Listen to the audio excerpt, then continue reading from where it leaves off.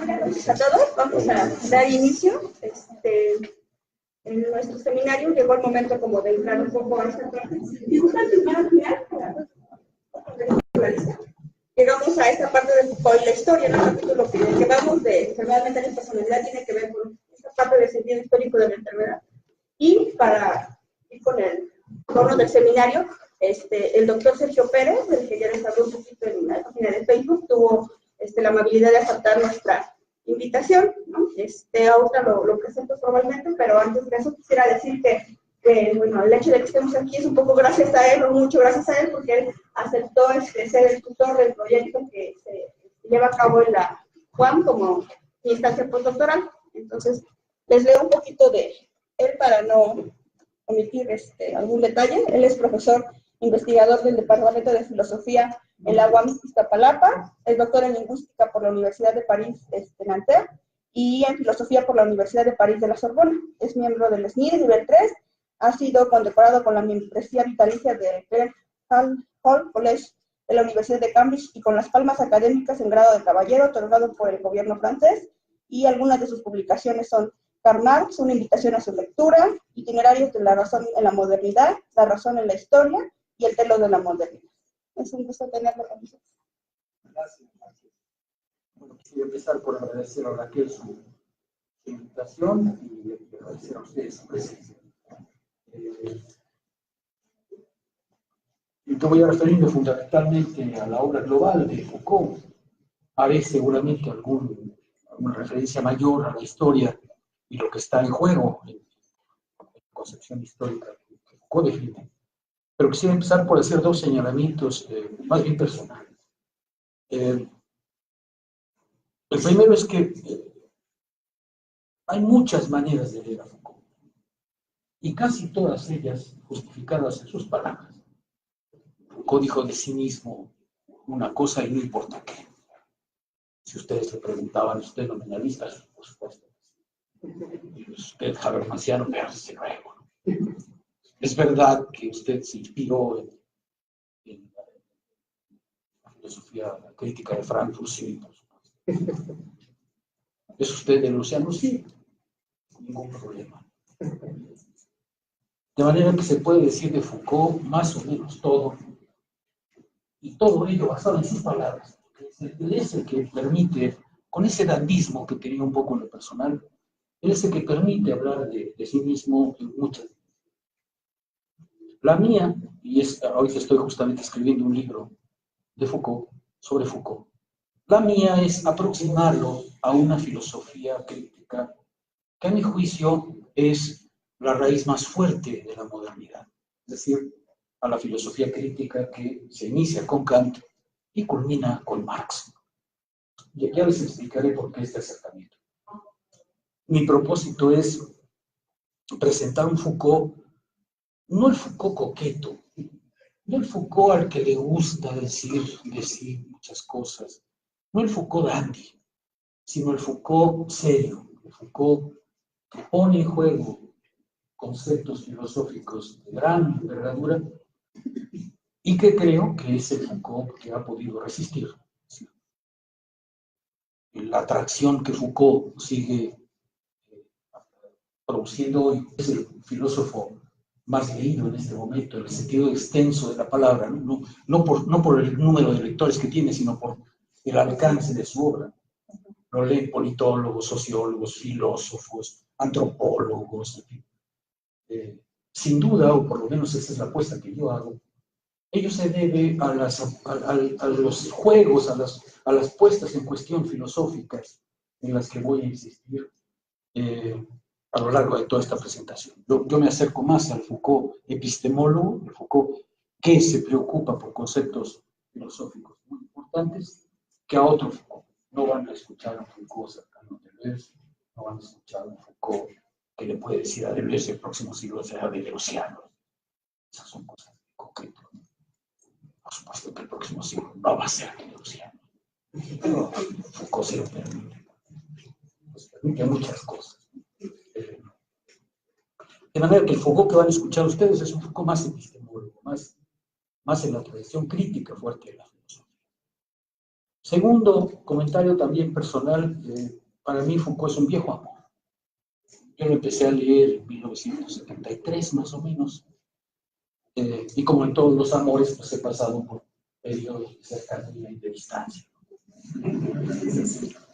Yo empecé a leer en el 73 y me fui a París en el 77, completamente enamorado de Foucault. Me fui seguro de que Foucault era el hombre más guapo del mundo. Me acuerdo con las fotos que estaban atrás de los libros de siglo XX. Me voy enamorado de Foucault, pero tengo la desgracia, primero, de que entre 77 y 82 que estoy ahí, pues no publica más que unos pocos artículos, es la época de su silencio. En 76 había hecho aparecer el primer volumen de la historia de la sexualidad, y como ustedes saben, en la historia de la sexualidad, el volumen 1 y el volumen 2 pasa toda su vida. El volumen 2 y el 3, como ustedes probablemente saben, apareció unas semanas después de su muerte. De manera que el periodo que me toca estar en Francia, en París, me escribe.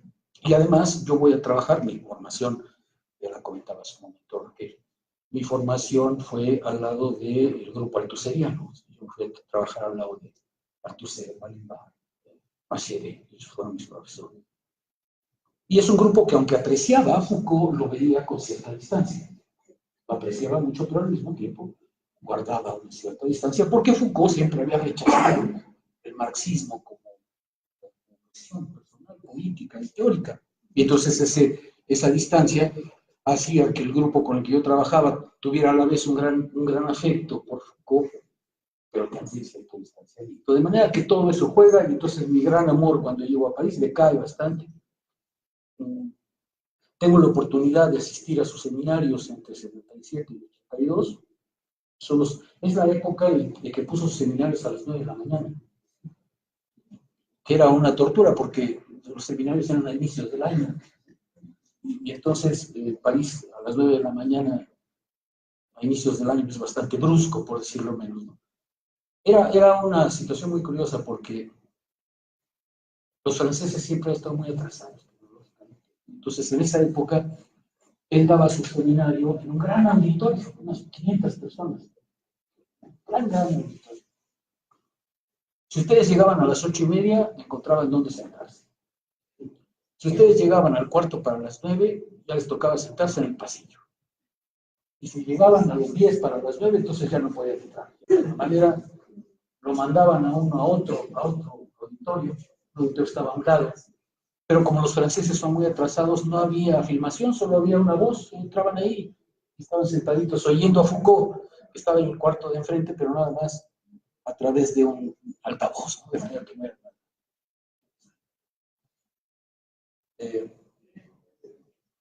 Foucault escribía mucho mejor de lo que hablaba. Sus cursos eran francamente monótonos.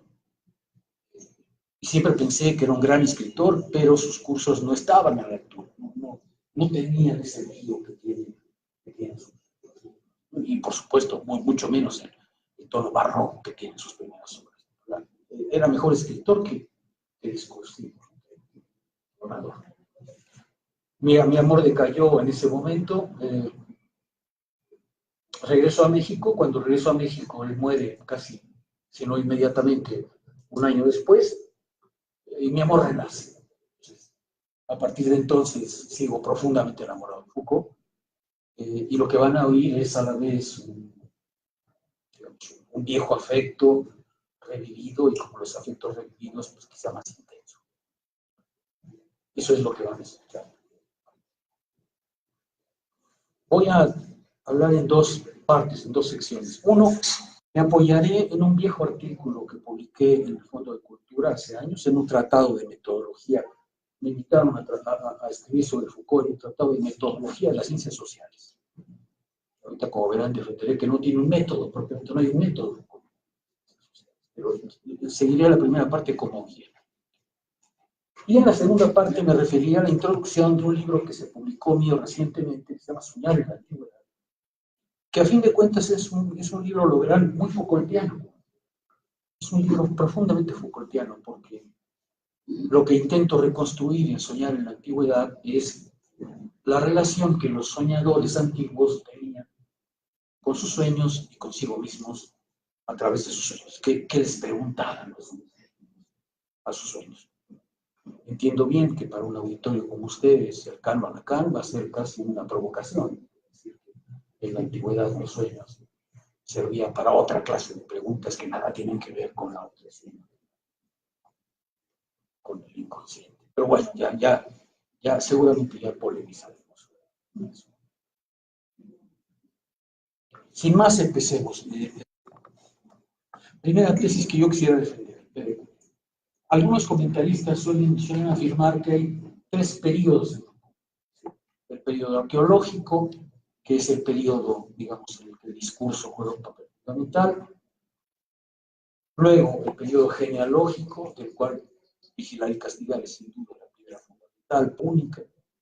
Y finalmente, el periodo llamado ético, es decir, el periodo en el cual Foucault vuelca su interés ahora hacia el sujeto, hacia las interrogaciones, hasta la problematización que el sujeto hace en sí mismo.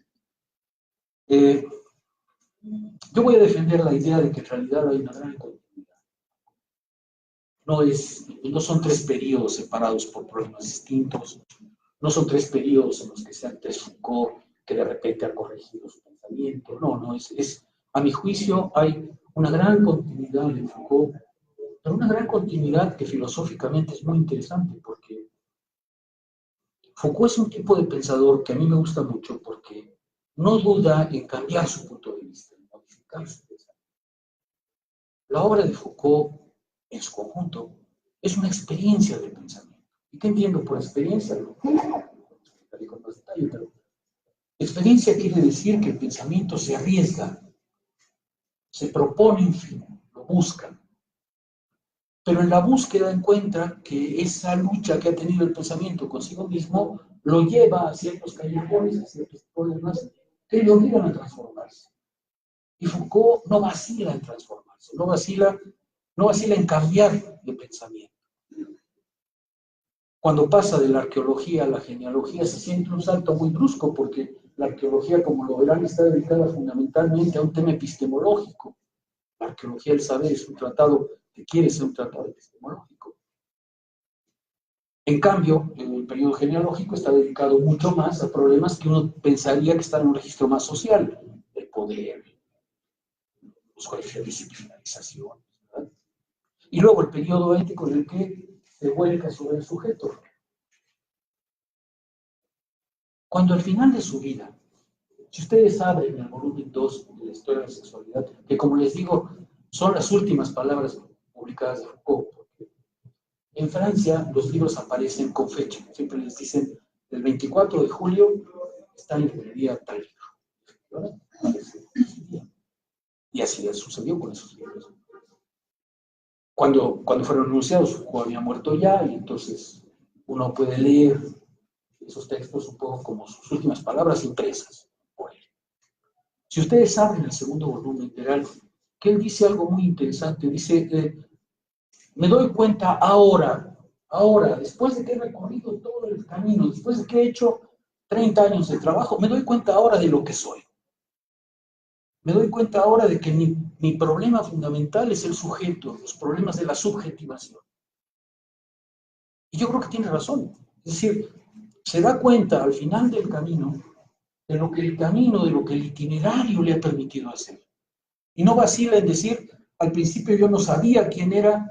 Es el pensamiento, el que arriesgándose, dice él, el que presentándose una y otra vez, el que hace la experiencia de sí mismo, el que se comprende al final. Es natural, se comprende al final, porque el pensamiento no sabe de entrada a dónde va, es decir, sabe que tiene un fin, que persigue un propósito, pero tiene que buscarlo en la lucha consigo mismo y con el objeto con el que está intentando pensar. En breve, Foucault no es como otros filósofos, como Habermas, que en la primera obra ya sabe lo que va a decir el resto de su vida.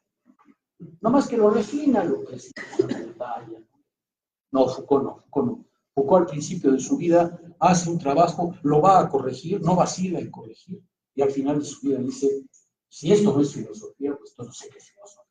Filosofía es La curiosidad del pensamiento por pensarse a sí mismo. La curiosidad que el pensamiento debe tener para poderse pensar a sí mismo. Y el pensamiento, como todas las cosas de este mundo, no sabe desde el primer momento cuál será su fin. Su fin se va construyendo con el cambio. Esa es un poco la imagen que voy a presentar. Vayamos un poco a la arqueología. En un contexto propio, voy a leer muy poquito y voy a tratar de hablar más. En un contexto propiamente filosófico, arqueología es un término extraño, importado desde luego de una noble disciplina. El porqué de su utilización se entenderá probablemente si lo comparamos con aquello a lo que desea oponer, a la historia tradicional de las ideas. ¿Dónde radica esa diferencia? Vamos a intentar precisar. ¿Por qué utiliza Foucault el término arqueología de las ciencias? La arqueología es sabia. Arqueología, el término ya existía en Francia, se había usado aquí y allá, pero con fines muy distintos. Por ejemplo, Lévi-Strauss lo había utilizado para referirse a la obra de Mauss. Kant, que es probablemente la fuente de Foucault, también lo había utilizado en un ensayo muy poco conocido, que fue publicado después de la muerte de Kant, para referirse, decía Kant, a ese subsuelo, a ese trasfondo que animaba a los pensadores de la modernidad, más o menos acerca de la. ¿Por qué utiliza el término arqueología y no simplemente historia de las ciencias sociales o historia del saber? Porque lo que Foucault busca es efectivamente poner en cuestión los dos pilares de las epistemologías occidentales, la noción de objeto y la noción de sujeto. Foucault va a poner en cuestión ambas nociones y lo va a hacer justamente desde el primer momento, desde su historia de la locura. Déjenme, les leo un pedazo y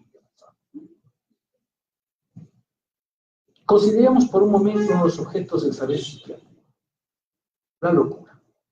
Si un libro promete una historia de la locura, el enunciado mismo anuncia lo que es su objeto, la desviación mental, cuya presencia es manifiesta en la masa de insensatos que está atestiguada en toda sociedad conocida. Que resulta entonces más normal que escribir una historia de la locura y de sus peripecias en el tiempo. Las preguntas pertinentes se acumulan entonces sin dificultad. ¿Qué era la locura en la Edad Media? ¿Cómo se la concebía en la Edad Clásica? ¿Cómo se concibió la locura en la Edad Moderna? La continuidad de dicha historia está asegurada por una premisa incuestionable, la evidencia del referente, la locura, cuyo objeto es siempre idéntico a sí mismo, aunque no siempre ha sido concebido del mismo modo. Tomemos el título, Historia de la locura. Y cuando uno hace un título así, uno pone ya la locura como referente. El genitivo parece indicar que el objeto ya está ahí. Y todo el problema, parece tener la historia de la locura, es cuáles han sido las peripecias por las cuales el objeto ha sido comprendido mejor o peor. Esto vale para cualquier historia. Yo puedo escribir historia de la economía, historia de la biología, historia del derecho, y parecería que en todos los casos la noción de objeto me resuelve el problema de qué estoy exactamente hablando. Pues Foucault va justamente a intentar mostrar que esa concepción de objeto, que la locura es, y luego sufre una serie de peripecias, no es la correcta. Él va a intentar mostrar, por el contrario, que para que emerja un objeto locura y para que emerja el sujeto susceptible de ser calificado de loco, van a ser necesarios una serie de procesos extremadamente complejos, sucesos que tienen que ver desde el orden político, también sin duda, en cierto modo, el orden médico, el orden judicial, igualmente en el orden familiar, igualmente en el plano religioso. ¿Qué es lo que Foucault va a intentar en ese momento? Va a decir, si nosotros queremos comprender un objeto como la locura, y aquí es donde empieza la parte filosófica, tenemos que comprender que el objeto no tiene una existencia, es suyo, sí, sino que solo emerge en la condición de concurrencia de una serie de elementos de orígenes muy diversos que tienen que ver, por ejemplo, con el encerramiento, que tienen que ver con el orden judicial, para que emerja entonces sí un objeto llamado locura que no puede ser independizado de las formas en las que se las reprime, se le castiga, se le sujeta. Por ejemplo, la historia de la locura empieza contando cómo emergen los locos en la experiencia de Occidente. Si ustedes recuerdan, no sé ahora las ediciones recientes, las viejas ediciones del Fondo de Cultura ponían una foto del Bosco, una reproducción del Bosco, de una cosa que se llama la nave de los locos. ¿Qué dibujaba el Bosco ahí? El Bosco dibujaba una nave en la que en la Europa medieval se hacía circular a los locos. Es decir, en la Edad Media no hay un lugar de encerramiento, no hay por supuesto un saber sobre la locura, pero desde luego hay desviación mental. ¿Qué hacen las ciudades medievales? Agarran a los insensatos, a los loquitos, y los suben a un barco y lo echan a flotar. Y entonces el barco va el camino por ahí, ¿no? Y cuando llega a otro puerto, ¡pac!, se detiene y bajan los loquitos y circulan un tiempo por ahí también, ¿no? Si ustedes ven la nave de los locos, es muy interesante porque uno está colgado así patas abajo, ¿no? Otro lleva un sombrero así, un cucurucho inmenso. A otro le están extirpando la piedra de la locura. Porque en esa época la medicina piensa que la locura se debe a un endurecimiento del cerebro. Y entonces se extraía en esa época la piedra de la locura, es decir, le abrían la cabeza al fulano y le sacaban un pedazo de cerebro. Hoy se llama lobotomía. ¿Le parece? Y en el cuadro, en el Bosco, se ve a un fulano al que le están empezando a sacar la piedra de la locura. Foucault entonces empieza diciendo, a ver, ahí tenemos la experiencia de la insensatez, pero no está encerrada. Anda por ahí, es más, Foucault tiene expresiones como siempre muy bellas. Dice, el loco en ese momento es prisionero del viaje. No lo encierran, pero lo encierran como viajero. O sea, vas de aquí para allá, de allá para acá, y nunca tienes un lugar fijo. Así que estás encerrado en el tránsito. Un poco como nosotros. Encerrados en el tránsito. ¿Qué nos enseña una experiencia así? Nos enseña que la desviación mental sin duda ha aparecido en muchos momentos de la historia occidental. Pero para que algo como la desviación mental se convierta en locura, es preciso que concurran una serie de fenómenos por los cuales el objeto empieza a ser reconocido, empieza a ser pensado, empieza a ser conceptualizado. Por ejemplo, el primero fue el encerramiento. La historia de la locura, que a mi juicio es uno de los libros más bellos de Foucault. Se le lee muy poco. A veces, como decía, a veces el público no tiene ningún talento. Entonces, el primer movimiento fue el encerramiento. Los locos pasaron a ser encerrados, pero no por locos. Pasaron a ser encerrados porque en esa época el capital, es decir, el régimen capitalista, estaba irrumpiendo. Y enormes masas de campesinos habían sido arrojados a las ciudades. Y estaban vagabundos, ladrones, miserables, pedigüeños en las calles. Y entonces en Occidente decidieron encerrarlos. Encerraron a todos. Quedaron encerrados el maleante, el pedigüeño, el desempleado, el ratero, las prostitutas, los locos, todos juntos. Y Foucault muestra cómo el encerramiento en realidad se debió a una lucha que tenía que ver con la irrupción del capital, pero que no especificaba al loco como un problema. Solo gradualmente el loco fue reconocido como tal. En cierto modo fue reconocido, cuenta Foucault, porque la locura no fue reconocida por ella misma, fue reconocida porque los sanos empezaron a quejarse de los locos.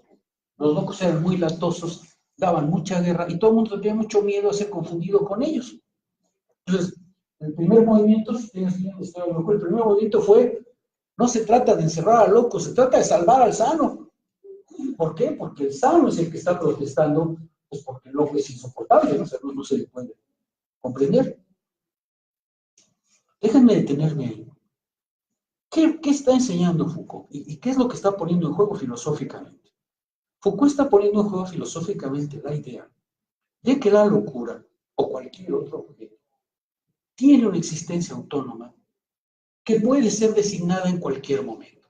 Y está diciendo, para que emerja un objeto locura, para que emerja un objeto que puede ser designado como locura y un soporte de eso, es preciso que concurran una serie de fenómenos de muchos órdenes, no solamente médicos, sino sociales, políticos, jurídicos, porque durante mucho tiempo los locos fueron designados, fueron caracterizados desde el punto de vista jurídico por personas que carecían del derecho. Se les retiraron los derechos.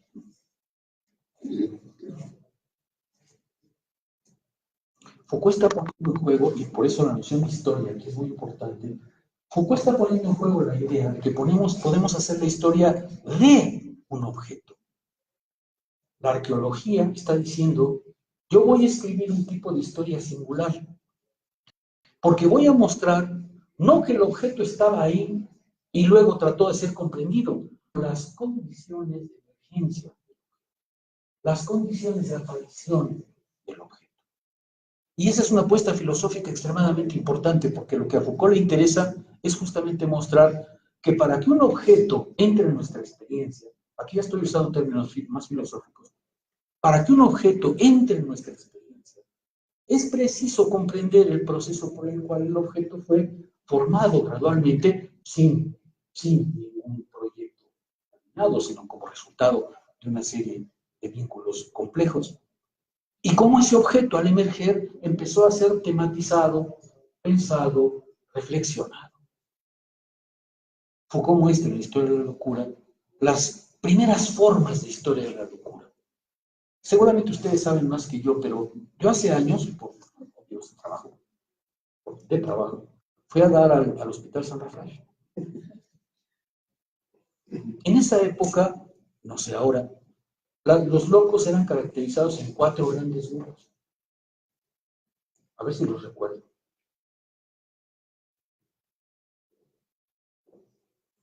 Eran, a ver, bueno, sí recuerdo dos de esas características. Uno eran los excitados. Excitados. Ah, sí, había, primero no recuerdo, pero el segundo era excitados, alcohólicos y esquizofrénicos. Si ustedes oyen esa caracterización, quedan sorprendidos, ¿no? ¿Qué tienen que hacer los alcohólicos al lado de los excitados y los excitados al lado de los esquizofrénicos? Pues Foucault lo que muestra es justamente que esas formas de caracterizar la locura, que esas formas de comprender a la locura, son justamente lo que nos permite afirmar que la locura como tal, no tiene una existencia autónoma. Solo la tiene en las condiciones en que una sociedad y un momento específico toman ese objeto, lo constituyen y lo hacen emerger en nuestra experiencia. La arqueología es justamente esa clase de historia. El libro se llama Historia de la locura, pero lo que tiene dentro es una genealogía, no se llama genealogía porque todavía es arqueológico, pero es una arqueología de las formas de aparición del objeto.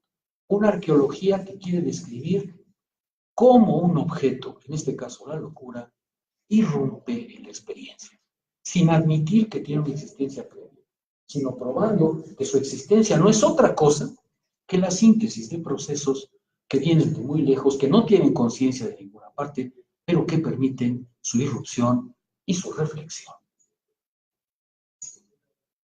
Para Foucault es muy importante este debate, primero con el objeto, para mostrar que la historia tradicional de las ideas, que supone que los objetos ya están ahí y por tanto podemos simplemente referirnos a ellos, en realidad se equivoca, porque lo que hay que escribir es una verdadera arqueología, es decir, examinar las condiciones de posibilidad del objeto. Por eso es que está vinculado al criticismo kantiano, porque Kant fue el primero que dijo, para comprender cómo un objeto entra en nuestra experiencia, lo primero que tenemos que comprender es cuáles son las condiciones de posibilidad de ese objeto. Pues eso que hacemos. La arqueología examina las condiciones de posibilidad por las cuales la locura irrumpió como objeto. Pero la otra bronca iba contra la conciencia. Porque Foucault intenta mostrar que la historia, que supone que es fundamentalmente una estrategia subjetiva de conocimiento ante objetos, tampoco se puede sostener. Para Foucault es muy importante mostrar que no es una conciencia astuta la que se refiere a un objeto externo, sino que por el contrario, la conciencia tiene que estar sujeta a ciertas condiciones para poder pensar ese objeto, porque sin esas condiciones el objeto no es pensable. Como estoy hablando muy misterioso, déjenme darles un ejemplo más sencillo. Foucault, por ejemplo, dice, a ver, vamos a ver cómo trataban a los locos en la época clásica. En esa época, la medicina descansaba en lo que se llamaba la teoría de los 4 humores. Cada uno de nosotros tenía 4 humores en su interior, y esos humores, en su agitación, en su serenidad, daban las enfermedades o las desviaciones que podían aparecer. Por ejemplo, los melancólicos tenían el humor animal muy decaído. Los humores animales habían decaído, y entonces el hombre entraba en un estado de melancolía. ¿Por qué? Porque sus humores animales, los que habitaban en su interior, estaban atristados. Se iba mucho más lejos. Por ejemplo, decían que como los espíritus animales se habían vuelto muy espesos, la circulación de la sangre era muy lenta. Y los melancólicos, la sangre circulaba muy lentamente.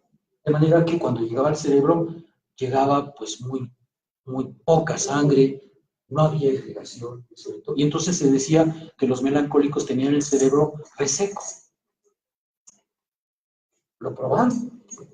Entonces le abrieron la cabeza a un cadáver de melancólico, ¿y cómo creen que estaba el cerebro? Como un mazapán. Reseco. Eso probaba que los espíritus animales también estaban letargados y que la sangre no había llegado al cerebro. ¿Cómo se cura un espíritu animal aletargado? Con animación. Primera cura.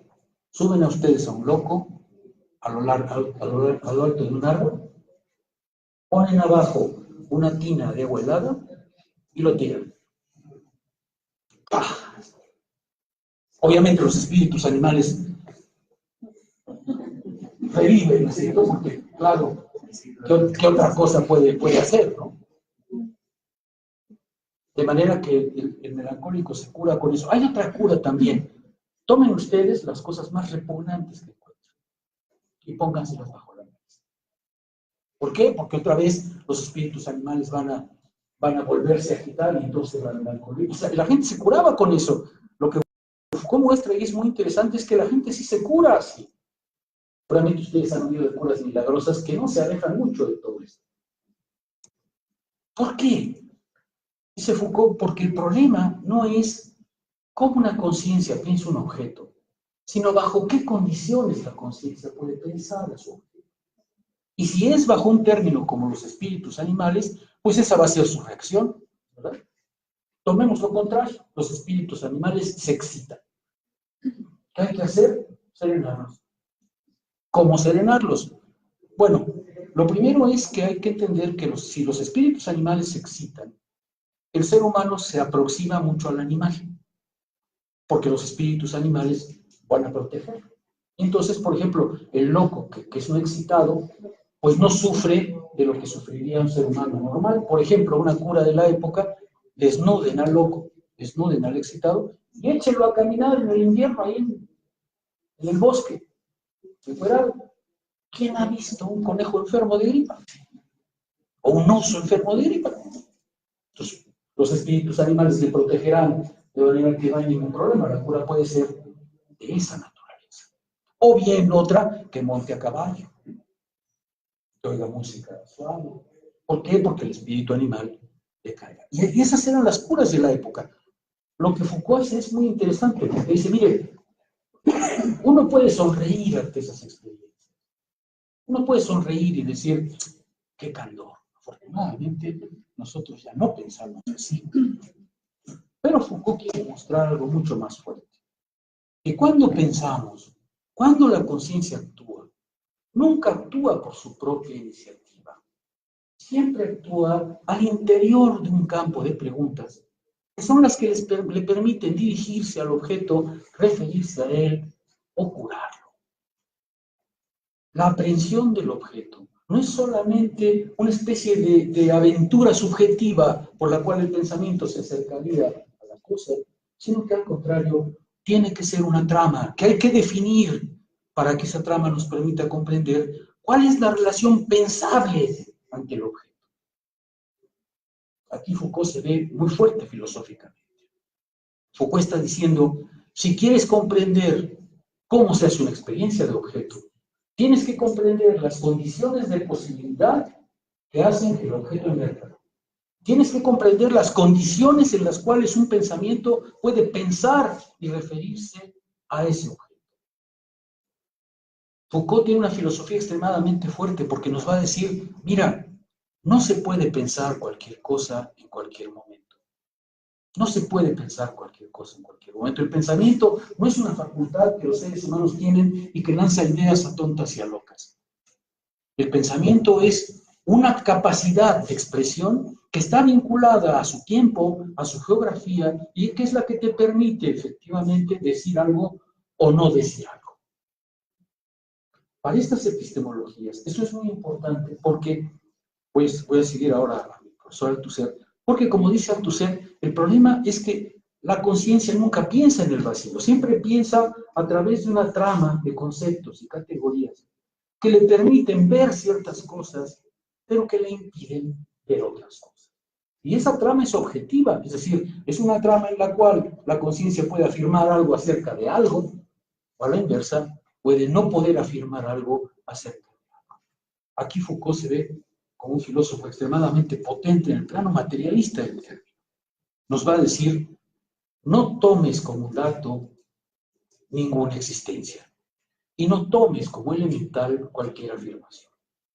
Pregúntate por las condiciones de aparición del objeto y pregúntate por las condiciones en que el pensamiento puede articular cualquier cosa respecto al objeto. Foucault está diciendo, en el plano meramente filosófico, una historia crítica es aquella historia que se detiene en las condiciones de posibilidad del objeto y en la rejilla por la cual una conciencia puede pensar. Esa es la filosofía crítica. Es crítica porque antes que tomar el objeto como un dato, lo toma como un problema. Y antes que tomar a la conciencia como un acto individual, lo toma como un acto determinado por una serie de condiciones por las cuales el sujeto puede pensar. Casi me podía llevar toda la... ¿Puedo definirme algo? A ver, voy a cambiar de registro porque esto puede ser muy obstruso, ¿no? Déjenme intentar hacer una aplicación de esto que acabo de decir respecto a mi último libro que les decía que es muy poco. El libro se trata de soñar en la antigüedad. ¿Y qué quiere probar? Quiere probar una tesis muy profundamente Foucaultiana. Es decir, que cuando soñamos, los hombres sueñan siempre, ¿no? Soñar es parte de la estructura genética del ser humano y es una necesidad neurobiológica. Bueno. Pero lo que mi libro quiere decir es que cuando soñamos, no soñamos como individuos aislados. Soñamos estableciendo con los demás y con nosotros mismos una cierta relación. Es decir, soñamos haciendo una acción que nos permite, a través de nuestros sueños, preguntarnos qué somos, quiénes somos, qué clase de interior tenemos.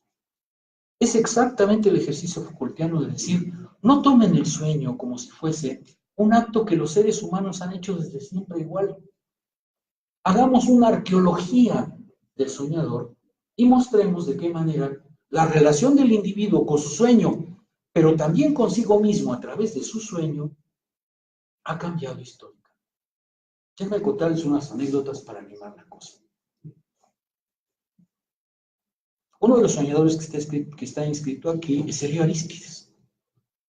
Elio Arístides dejó un libro que se llama Discursos Sagrados, que había escrito por unas cuestiones extremadamente personales. Elio Arístides era un joven orador griego era todavía pagano. Estamos en el siglo II después de Cristo.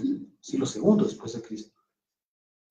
Y Helio había tratado de ir a Roma, porque en Roma, hágate cuenta que el orador que quería ser importante tenía que triunfar en Roma, igual que el torero hoy que quiere ser importante tiene que triunfar en Las Vegas. Entonces, trata de ir a Roma, en el camino se pone muy enfermo, tarda muchísimo en llegar a Roma. Cuando llega, los médicos romanos lo examinan y lo desahucian. Nada que hacer. Enfermo, incurable. Nada que hacer.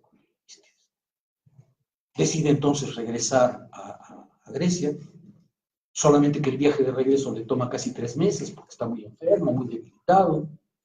Cuando llega a Grecia, los médicos griegos lo revisan también y lo desahucian. Nada que hacer.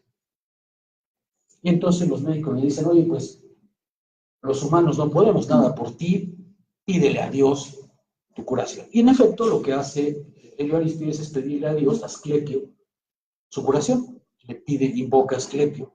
Asclepio es el gran médico sanador de Grecia.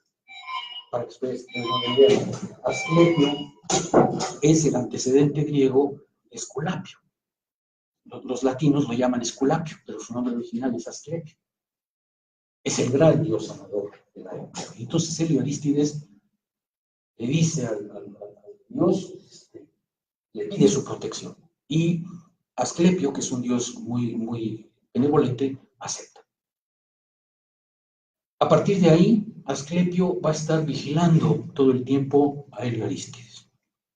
Durante más de 30 años, Asclepio está constantemente al lado de Helio y le dice toda clase de consejos para guiar su vida. Se los dice, obviamente, a través de los sueños. Y efectivamente, el libro de Helio, los discursos sagrados, narran los sueños y las visiones que tenía con Asclepio. Primera sorpresa. ¿Quién de nosotros espera ver a un Dios diferente? Los dioses ya no vienen a la tierra, salvo que se llamen los Juan Diego, pero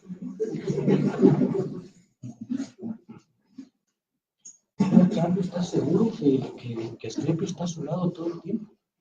Y es verdad. Por ejemplo, Asclepio le dice cuándo se debe bañar. Asclepio le dice si debe tomar hoy un purgante o no. Asclepio le dice, por ejemplo, en Grecia el baño, y por eso lo cito, el baño era muy, muy importante, los griegos eran más limpios, los romanos eran muy cochinos. Y dicen los historiadores romanos que los romanos nada más se bañaban cuando regresaban de la guerra o cuando les había pasado una enfermedad gravísima. O sea, muy poco. Pero los griegos se bañaban regularmente. Pues Asclepio le dijo a Helio, en 5 años no te bañas. Y no se bañó. Helio Aristides, a través de los sueños, está en contacto constante con Asclepio. Y Asclepio le dice efectivamente todo lo que tiene que hacer. A veces las cosas más extravagantes. Por ejemplo, un día le dice, en pleno invierno, vete a bañar al río. Y Helio Aristides anuncia al pueblo, me voy a ir a bañar al río en pleno invierno. Todo el pueblo se reunió porque todos esperaban ver que le iban a dar calambres y se iba a hundir inevitablemente. Pero no. Helio Aristides llega y sale rosado y feliz. Porque Asclepio está permanentemente a su lado, ¿cierto? Las cosas a veces se pusieron feas, porque en un sueño se le aparece a Asclepio, se le aparece al lado de 2 dioses más, y le hace con las manos, tienes 13 años de vida. Le hace con las manos. Y dice Helio, bueno, yo vi como que eran 17. Se cumple el periodo y Helio va a morir. Le pide a Asclepio que le prolongue la existencia. Prolongar la existencia era un proceso que se llamaba el cambio de destinos. Es decir, Zeus, allá en las alturas, tiene un rollo hecho de piel de cabra, en donde están los nombres de todos nosotros con el día de nuestra muerte. Y Zeus es muy celoso y no permite que nadie modifique el nombre y la fecha de ese libro, porque es el libro de los destinos. Pero Asclepio interviene por Helio y hace una cosa que ha provocado que Helio sea muy, muy mal visto. decide prolongarle la vida a Helio, a condición de matar a su medio hermano. Y en efecto, su medio hermano muere. Y entonces Helio se da cuenta que Asclepio le ha prolongado la vida a cambio de su medio hermano. Helio no muestra ningún signo de arrepentimiento. Que por eso es que no lo quieren muchos investigadores hoy, porque tiempo después otra vez se acerca la muerte de Helio Arístides y le vuelve a pedir a Asclepio que intervenga. Y Asclepio acepta nuevamente, a condición ahora de matar a su media hermana. Helio sabe que fue esa la razón, porque en un sueño ve el cuerpo de la media hermana, la abren el cuerpo y ve su nombre anotado en el intestino. Y entonces está seguro que lo que ha habido es un cambio de destinos. Fíjense ustedes, Helio es un soñador, pero las preguntas que él se hace son todas preguntas en el sentido de un Dios me habla cotidianamente a mí. Y obedecerlo, seguir esa conducta, es hacerme tener el derecho a la salud, tener el derecho a la vida y hasta incluso tener el derecho a ser el gran orador que quiere ser. Por ejemplo, un día sueña Helio Arístides que Asclepio le hizo un foro para que haga una pieza oratoria, pero lo llenó de emperadores romanos. Entonces Helio da una conferencia de 200 emperadores romanos y dice, ni Demóstenes tuvo esto, nada más yo soy el primero que tiene esa opción. Porque Asclepio efectivamente lo protege. Ahí tienen un soñador de la antigüedad. Él no se pregunta cuál es mi interior, cuál es la lección que hay dentro de mí, cuál es mi verdad profunda. Él se pregunta cómo debo obedecer a Dios, cómo debo seguir a ciegas todo lo que me pide. A veces hace. Es un libro muy curioso, es un libro totalmente desordenado, por eso tampoco tiene mucho prestigio. Una vez, por ejemplo, le dio hidropesía a Helio. ¿Saben qué le recetó? Ponte unas sandalias griegas. Y se curó. Con unas sandalias griegas. ¿Qué es lo que estoy intentando contar? Que el ser humano cuando sueña, no es un animal que sueña, sino es alguien que interroga sus sueños de un cierto modo y que se interroga a sí mismo de una cierta manera.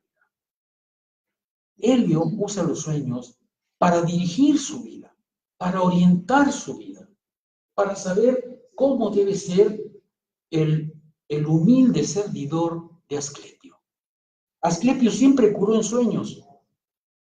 Y por eso Asclepio aparece en la vida de Arístides constantemente. Déjenme contarles porque es una historia muy interesante. ¿No les aburre todo esto? Ah, bueno, pues. Ahí voy. Asclepio era el gran dios sanador de los griegos. Asclepio hacía milagros extraordinarios. Al punto que cuando Cristo irrumpe la cultura occidental, los paganos le oponen a Asclepio. Ah, sí, tú haces milagros, pues Asclepio también. Y tan grandes como los tuyos. Por ejemplo, un día Asclepio le quitó la cabeza a un fulano. Le metió la mano, porque tenía un bicho en la panza, le metió la mano, sacó el bicho y le volvió a poner la cabeza en su lugar. Otro día decidió quitarle a un fulano un ojo y le puso un emplasto. Y tiempo después le quitó el emplasto y le puso un ojo nuevo. Como verán, Asclepio, eso es medicina, ¿no? No, ahora los trucos de magia.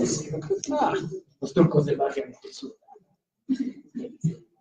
Asclepio era el gran dios sanador. Y entonces los paganos le opusieron a Asclepio a Cristo. Por eso los cristianos apenas pudieron eliminar todos los templos, porque había montones de templos de Asclepio. ¿Cómo se curaba uno en un templo de Asclepio? En esa época, piensen que en la antigüedad no había seguro social, tampoco ISSSTE, pero tampoco, es decir, que alguien enfermo no recibía en la antigüedad ni la amistad, ni la protección de nadie. De manera que un enfermo era una expresión muy rara. Había muchos dioses sanadores, pero Asclepio se caracterizaba por ser un dios sanador muy benévolo. Otros dioses exigían ofrendas maravillosas, extraordinarias. Asclepio no. Asclepio aceptaba que le dieran lo que pudieran. Panecito, una cosita de queso, cualquier cosa. Por ejemplo, era muy tradicional llevarle a Asclepio un gallo como ofrenda. Claro que siempre el gallo acababa en la cena del enfermo, ¿no? Porque en realidad se lo llevaban a Asclepio, pero pues Asclepio no hacía nada y el gallo acababa de cena con el enfermo. Cuando a la noche de su muerte Sócrates le dice a sus amigos, llévenle un gallo a Asclepio, está diciéndoles, llévenle una ofrenda al dios. Ustedes llegan, Asclepio no les pide que se vistan especialmente, porque había otros dioses sanadores que exigían que se vistieran de blanco, o que pasaran periodos de ayuno, por ejemplo, o de abstinencia sexual. Asclepio no pide nada de eso. Asclepio sí se tienen que lavar en un pozo que hay ahí, pero nada más se viste normalmente. Asclepio no es un dios terrorífico. Por ejemplo, había un dios Trifonio, que también era un dios curador, pero daba mucho miedo, porque Trifonio exigía que se metieran a una cueva y cuando estaban dentro de la cueva, un enorme torbellino, una vorágine, los absorbía y les daba vueltas y vueltas y vueltas hasta que salían curados. Pero, dice Pausanias, que es el que cita esto, se les iba la sonrisa por muchos meses. Y habla, desaparecía la sonrisa del miedo durante muchos meses. Asclepio no, Asclepio reunía a todos, llevaban, porque eran muy pacientes, eran ciegos, los llevaban a un lugar que se llamaba Batón y les decían, tírate a dormir, échate a dormir. La única advertencia era que oyeran lo que oyeran, que cualquier cosa que les sorprendiera no abrieran los ojos y no se levantaran. Asclepio iba a pasar uno por uno a decirles en sueños su enfermedad y su curación, y hacerlo así. Asclepio pasaba uno por uno de los durmientes y les iba diciendo, tú tal cosa, tú tal cosa, tú tal cosa. Asclepio iba acompañado de 2 serpientes. Por eso es que el escudo de los médicos tiene unas serpientes, porque Asclepio, como todos los dioses curadores de la época, era un dios que se llaman tónicos, es decir, dios de la tierra, que tiene su origen en la tierra. Y el animal, digamos, más terrestre, pues ya víbora. Entonces la víbora acompañaba a Asclepio y a veces curaba a Asclepio a través de los lamidos de las serpientes. Por eso es que conservamos esa imagen.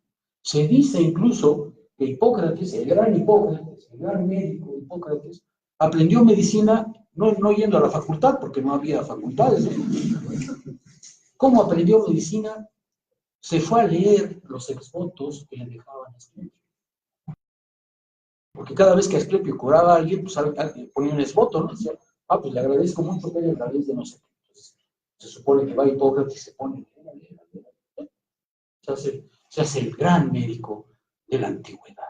Fíjense ustedes, aquí los sueños juegan un papel fundamental, porque Helio lo que hace es, a través de su experiencia soñadora, hacerse discípulo de un Dios, obedecer ciegamente y constituirse una personalidad a través de esa con los sueños.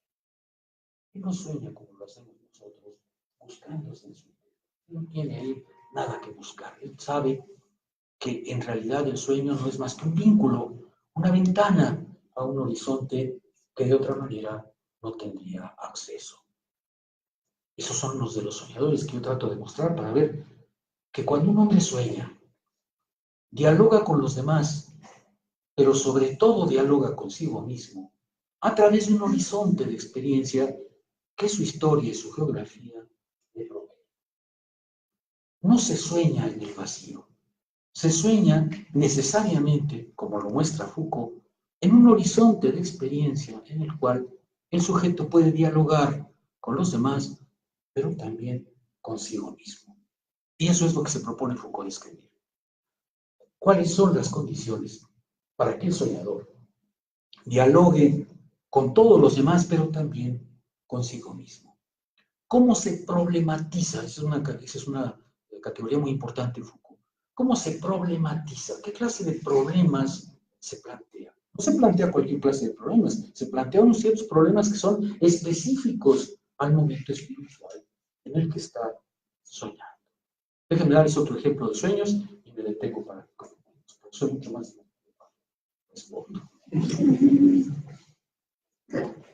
Otros de los soñadores que están en el libro son los anacoretas del desierto. Los anacoretas del desierto fueron una experiencia extraordinaria porque hacia el finales del siglo III, principios del siglo IV, las persecuciones romanas contra los cristianos habían desaparecido. Es decir, ya no era posible seguir la carrera de mártir. Durante mucho tiempo los cristianos, para mostrar su voluntad de acercarse a Dios, buscaban el martirio.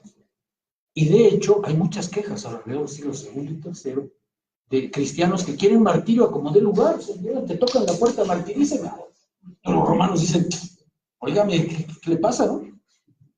Plinio, por ejemplo, le escribe si no recuerdo mal, a Marco Aurelio, diciéndole, oye, ¿qué hago con estos? Porque todos quieren ser sacrificados. Quieren a como dé lugar que los condene a muerte.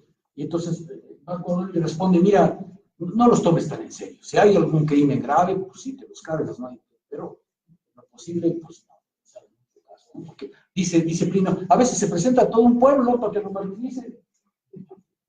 Entonces los romanos consideran que los cristianos están totalmente chiflados, porque quieren ir de volada con Dios a través del martirio y convertirse en favoritos de Dios. Hacia el siglo III, IV, ya se desaparecieron las persecuciones y ya no hay mártires. ¿Qué se les ocurrió? Se les ocurrió ir al desierto. Ir al desierto porque quieren entregarse a Dios de cuerpo y alma. Y quieren mostrar, a través de esa entrega física y espiritual, que pueden crear un interior de sí mismos totalmente limpio. Ahorita verán qué quiere decir esto. Un interior sin ninguna falla. Un interior que no tenga ninguna debilidad frente a Cristo. Estos anacoretas fueron muy chistosos porque cuando uno lee sus historias, hay fulano que los describe exactamente igual que describían a Spinoza, como ebrios de Dios. Y es verdad, están ebrios de Dios. Llegaban al desierto, por ejemplo, y entonces buscaban dónde vivir. ¿Qué se les ocurría? Entre otras cosas, por ejemplo, buscar guaridas de coyotes o de lobos, ¿no? Echar al lobo y meterse a vivir ahí, y se quedaban. Otros, en cambio, eligieron tumbas. Por ejemplo, buscaban tumbas, sacaban el cadáver y se quedaban a dormir ahí. Otros eran más exagerados. Por ejemplo, había algunos que se llamaban ramoneros que construían una especie de jaula como de pericos, ¿no? Así grande, de caber, y se colgaban de un árbol. Y ahí se quedaban. Porque la asceta tiene que mostrar una voluntad absoluta de entregarse a Dios y debe mostrar que en realidad su cuerpo es un obstáculo que debe vencer para poder acercarse a Dios. Y ahorita verán las estrategias que tenía. Algunos, por ejemplo, no se acostaban nunca a dormir. Nunca. Y ahorita verán por qué el sueño era tan peligroso.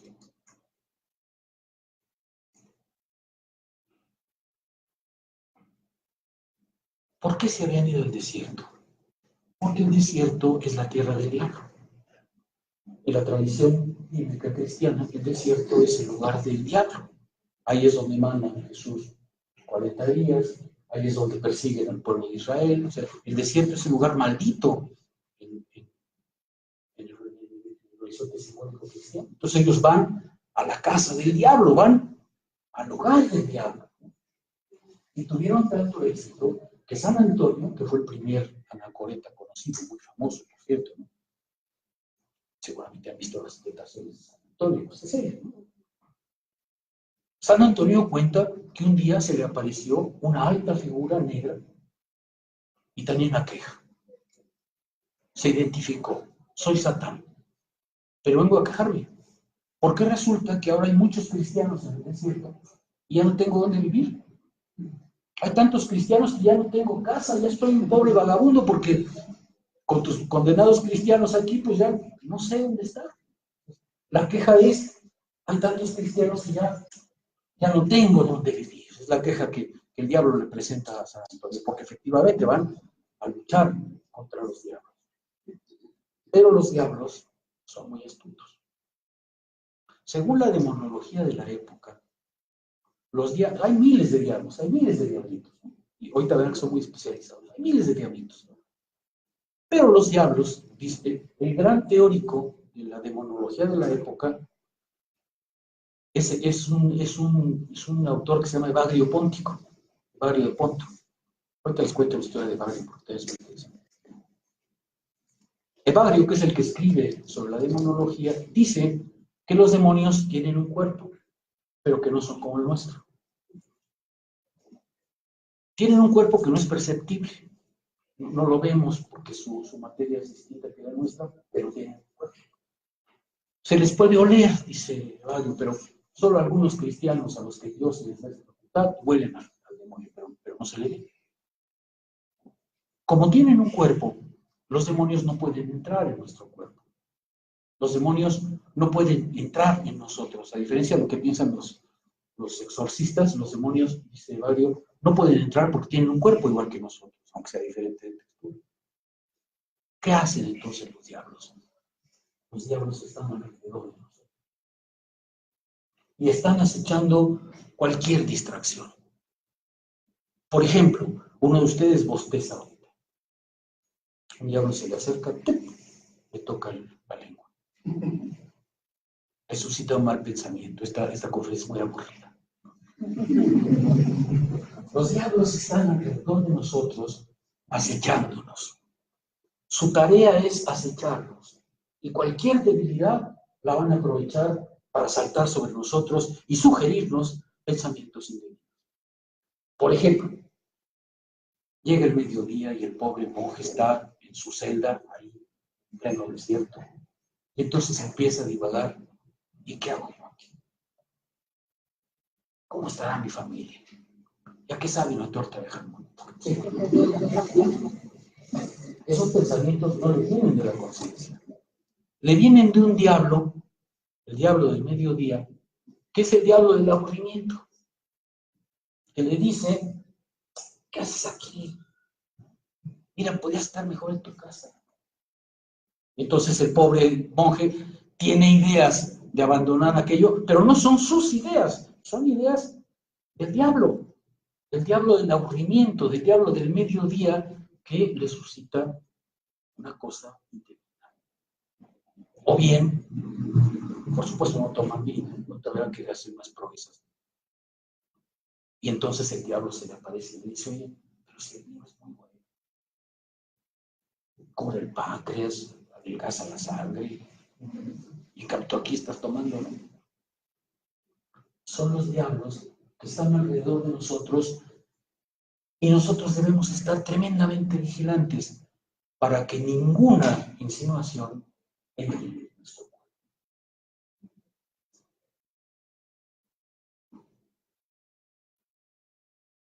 Estos anacoretas son verdaderamente maravillosos porque establecen una vigilancia sobre sí de tal manera intensa que no deben permitir que un solo pensamiento, un solo mal pensamiento se atraviese en su conciencia. Por ejemplo, ya lo he contado, un monjecito anda por el desierto y lleva en la bolsa unas piedritas. Y en las manos lleva 2 bolsitas. Cuando tiene un buen pensamiento, saca una piedrita y la echa en la bolsita de la derecha. Y cuando tiene un mal pensamiento, saca una piedrita y la echa en la bolsita de la izquierda. Y al final del día, sabe cómo está su alma. Sabe cómo está su alma porque sabe cuántas piedritas hay de un lado y cuántas piedritas. Por ejemplo, los anacoretas, como no deben desviar sus pensamientos de Dios, deben recitar los salmos. Ustedes saben, los salmos son 50. Los recitan sin cesar. A veces los recitan 6 veces al día, porque no hacen más que. No hay manera de que su pensamiento se desvíe hacia otra cosa, porque lo que importa es dirigir todo pensamiento a Dios. Y esa es la vigilancia que ellos van a establecer sobre sí mismos. Son sumamente modestos. Por ejemplo, no quieren que los llamen por su nombre. Un día llegaron unos viajeros, se encontraron a uno y les dijeron: oye, ¿tú eres el Abba José? Yo no. Ya sabía que era el Abba José, porque era tan humilde que no quería que ni lo nombraran por su nombre. Entonces, era ese. Hay anécdotas simpaticísimas. Una vez, los monjecitos se vigilaban entre sí. Ahorita pasó los sueños, no entraban los sueños de los monjecitos. Los monjecitos se vigilaban, los anacoretas se visitaban entre sí. Y un día, imagínense el grado de austeridad, y un día uno de ellos regresa a su pequeña cabaña y hay unos ladrones, lo están robando. ¿Qué hace? Corre a ayudarlos. Corre a ayudarlos para recoger todo. Y cuentan que se dio cuenta cuando se marcharon de que habían olvidado 2 sandalias. Toman las sandalias y los alcanzan. A ese grado llega su entrega de todas las cosas. Son furiosos porque, por ejemplo, la presencia femenina, ahorita les cuento de las mujeres, porque hay mujeres en educación también. No toleran, por supuesto, las presencias femeninas, porque las mujeres justamente son las grandes amenazas. Entonces cuentan de uno que se fue a visitar a otros y se murió en el camino. Un pueblecito. Entonces en el pueblo pues decidieron enterrarlo. Lo llevan al cementerio y lo entierran. Al día siguiente, el cadáver de una mujer que acababa de ser enterrada a su lado estaba afuera. Tomaron a la mujer, la volvieron a enterrar, y al día siguiente, otra vez el cadáver de la mujer estaba fuera de su tumba. La volvieron a enterrar, y otra vez al día siguiente el cadáver de la mujer estaba fuera de su tumba. Hasta que descubrieron que el santo, ni muerto, quería tener una mujer cerca.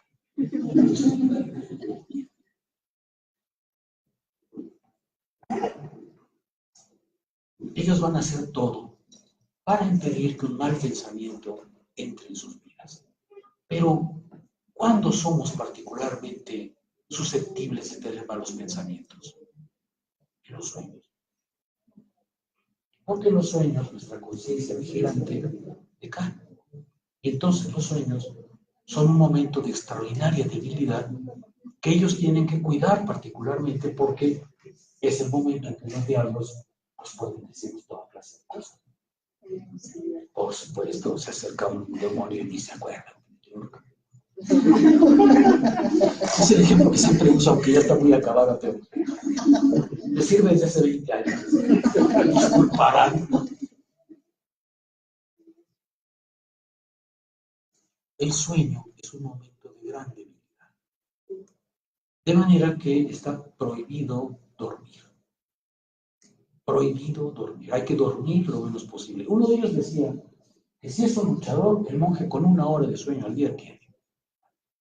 Parece. Pero se calcula que el promedio del sueño era de 4 horas al día. Uno de ellos, para no dormir, se pasaba la noche sacando agua de los pozos y entregándole el agua a los demás, porque no quería dormir. Porque dormir era un enorme peligro, ¿no es cierto?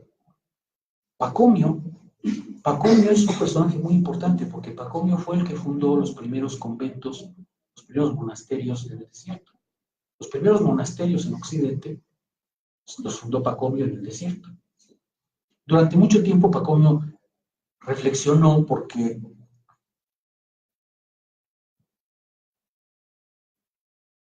era una contradicción en los términos.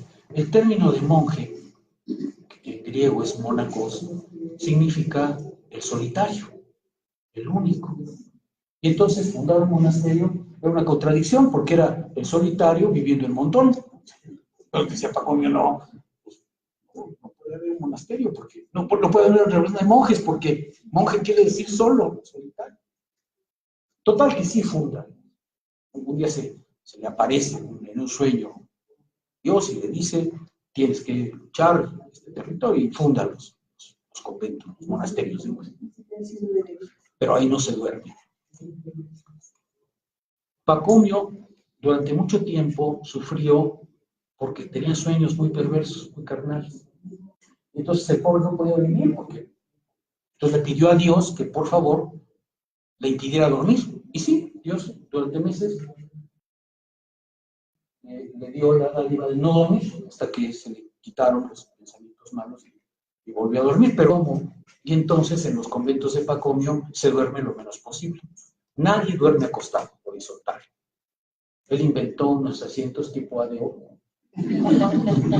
Y entonces todos duermen reclinaditos. Nada más los enfermos pueden dormir horizontales. Y eso sí lo piden, porque si deciden de todas maneras dormir en la camita está reclinada,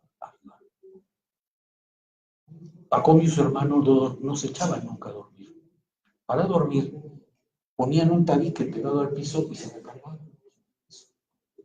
Ahí se quedaban sin dormir. ¿Por qué? Porque es un momento de gran debilidad. Una vez, fíjense el tipo de personajes que son estos, que son maravillosos, son simpaticísimos. Una vez a Pacomio lo picó un mosquito y como acto reflejo lo mató. Pero se arrepintió. Entonces fue caminando al pantano más cercano, se paró en un tabique, abrió los brazos y dejó que lo masacraran. Tanto así que cuando regresó al monasterio no lo reconocían. Supieron que era Pacomio por la voz, pero era imposible reconocerlo porque llegó totalmente informe del sacrificio que había hecho para que los mosquitos los cobraran lo que me decían. Voy a dar una vuelta más porque me gusta mucho esto. ¿Saben quiénes pertenecen a esta tradición? Los estilitas. ¿No han visto la película Simeón y el Esquilita? ¿No? Pues los estilitas eran este tipo de anacoretas que querían alejarse de la gente y que inventaron subirse a una columna. Entonces, ponían una columna y se subían. Y cuando sentían muy cerca a la gente, le ponían 1 metro más a la columna. Llegaron a 16 metros de altura. Y el estilita no bajaba nunca. El estilita le subían de vez en cuando comida porque bajaban una canastita y subían. El más famoso de ellos es Simón el Estilita. Busquen la película porque es muy simpática. Simón del Desierto se llama, pero en realidad es Simón el Estilita. Simón el Estilita se entregaba a ejercicios espirituales extremadamente hermosos. Por ejemplo, una vez, la historia de Simón es realmente muy interesante. Simón se metió a un monasterio, eso se pagó. Pero como era una estrella de la austeridad, era una estrella del ascetismo, ¿no? Hacía tales proezas que los demás monjes le fueron a decir al abad, oye, échalo de aquí, porque nos avergüenza, o sea, este tipo hace cosas que no, estamos muy avergonzados, este está zafado, échalo de aquí. Y lo echaron, efectivamente.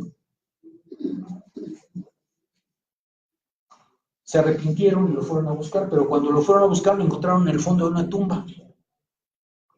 Se había enrollado en el cuerpo una soga, pero lo había hecho tan fuerte y había durado tanto tiempo que cuando le quitaron la soga se vino con piel. Y entonces Simón se subió a la columna, ¿no es cierto? La piel se le gangrenó y entonces empezó a tener gusanos.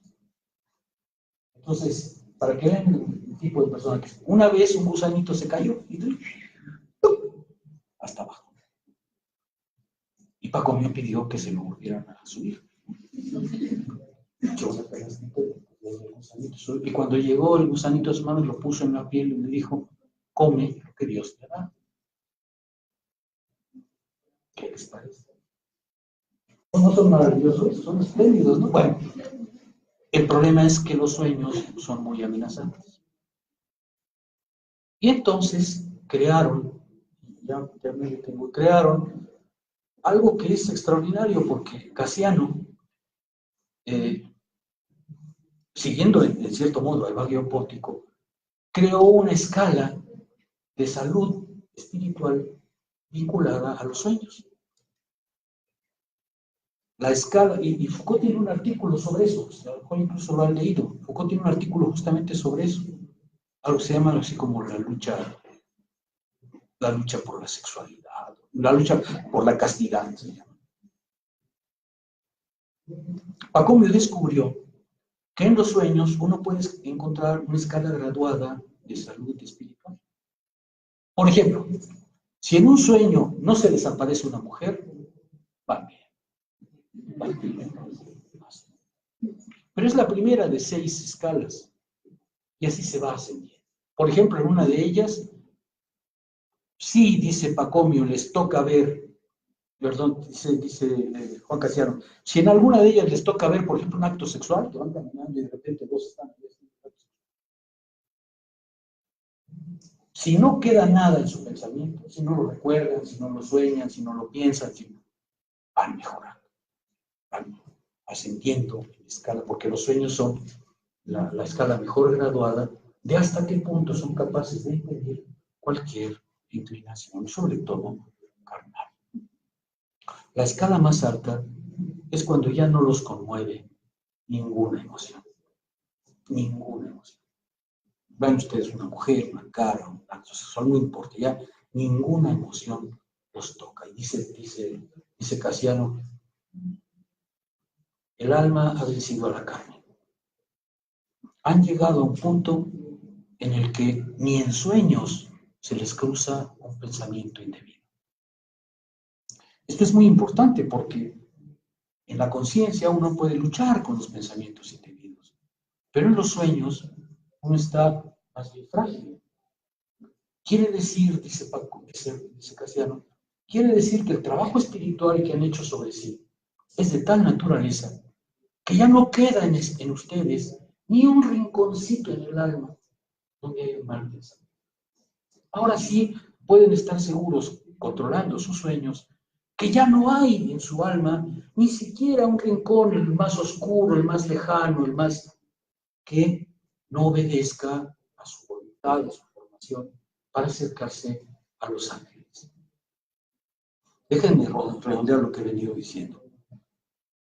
Este es un libro de corte Foucaultiano, también hegeliano, pero Foucaultiano sobre todo, porque lo que intenta mostrar es que no podemos hablar del soñador como si fuese un simple objeto desde siempre el mismo, sino que si queremos hablar del soñador, tenemos que entender que hay una arqueología, una genealogía del soñador, porque hay toda una trama con la cual el soñador encuentra sus sueños, les pregunta y se encuentra a sí mismo y se pregunta, se interroga. Voy a usar los términos Foucaultianos, se problematiza.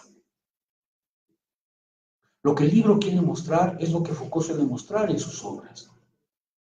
Para comprender lo que es preciso reconstruir las condiciones de su aparición y reconstruir la trama espiritual del pensamiento discursiva por la cual el individuo puede preguntarse sobre ese objeto, preguntarse a sí mismos, interrogarse a sí mismos.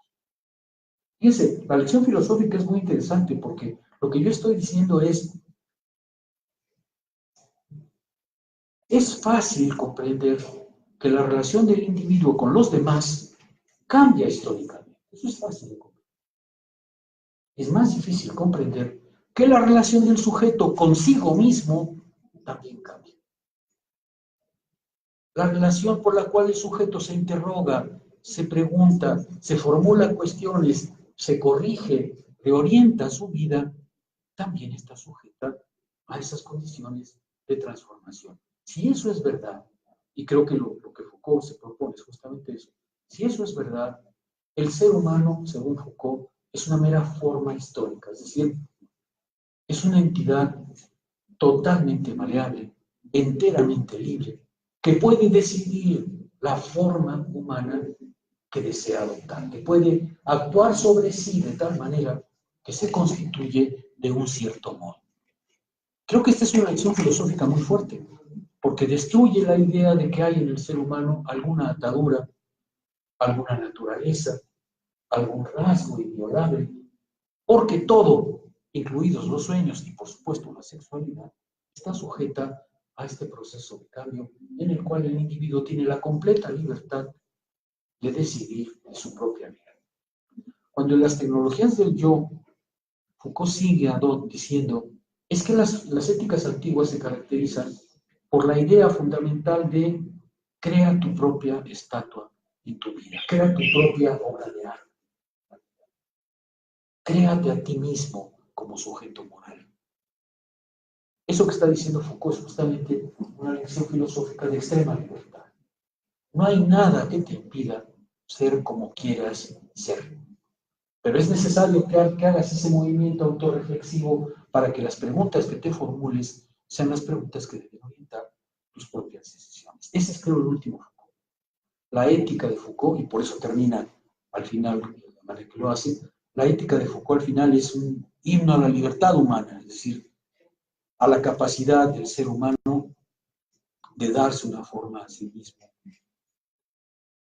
de construir su propia obra de arte. Las filosofías antiguas que estudiamos ahora en el curso en el que asiste Raquel, las filosofías antiguas decían, hay una cosa que vas a llegar en la vida, la obra de arte que seas tú. No importa si dejas haciendas, si dejas... Lo que importa es qué obra de arte has hecho de ti mismo. Ese es el legado que puedes aspirar a dejar. Y ese es justamente el punto en donde llegó Foucault.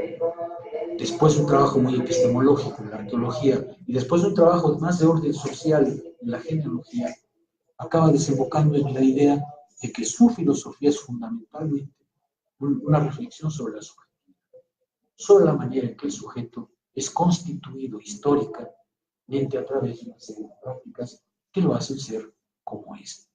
Ese es Foucault. Y por supuesto, esto va a tener su relación con el psicoanálisis, que es lo que ustedes se interesan. Bueno, me detengo para abrir una ronda de cuestiones, si es que logran interesarlos. Ya está.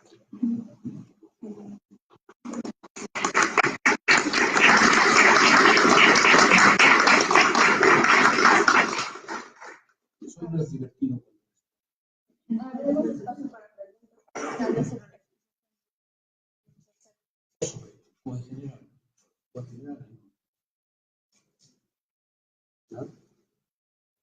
¿Conocen la obra de Foucault?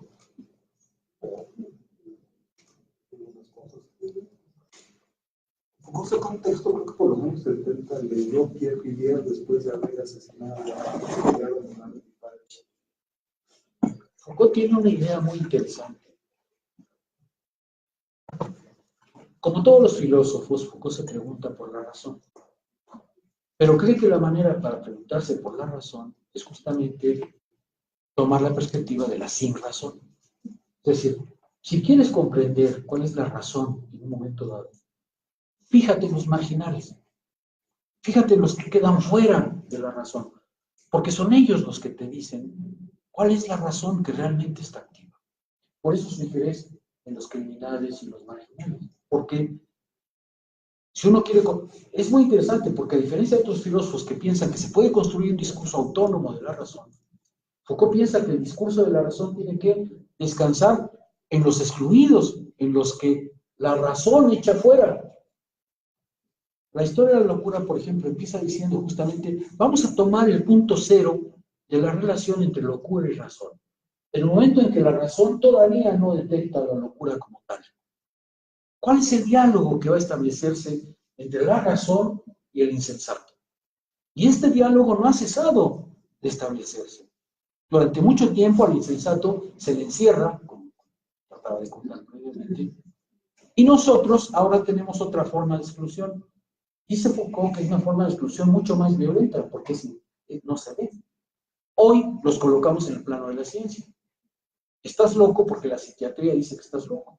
Y entonces, esa es una cárcel, dice Foucault, mucho más estricta, porque no los ponemos entre barrotes, los ponemos del otro lado del saber.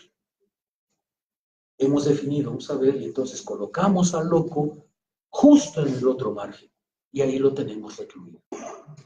Es una prisión, pero es una prisión particular, porque es una prisión que descansa en el saber.